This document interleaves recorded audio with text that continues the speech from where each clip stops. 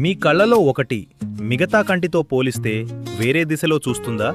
Squint లేదా మెల్ల కన్ను అంటే రెండు కళ్ళు ఒకే దిశలో సరిగ్గా చూడకపోవటం. మెల్ల కన్ను సమస్యలో కన్ను లోపలికి, బయటికి, పైకి లేదా కిందికి తిరిగే అవకాశం ఉంటుంది. ఇది కంటి కండరాల బలహీనత, నరాల సమస్యలు, వంశపారంపర్య కారణాలు లేదా చూపు సమస్యల వల్ల రావచ్చు. డబుల్ విజన్, తలనొప్పి, కంటి ఒత్తిడి లేదా తలను ఒకవైపు వంచి చూడడం వంటి లక్షణాలు కనిపించవచ్చు. చికిత్స చేయకుండా వదిలేస్తే ఇది దూరాన్ని అంచనా వేయడం మరియు చూపుపై ప్రభావం చూపవచ్చు. కొన్ని కంటి సమన్వయ వ్యాయామాలు కంటి పనితీరును మెరుగుపరచడంలో మరియు కంటి ఒత్తిడిని తగ్గించడంలో సహాయపడవచ్చు. కేవలం వ్యాయామాలతో ప్రతి మెల్ల కన్ను సమస్య పూర్తిగా తగ్గకపోవచ్చు.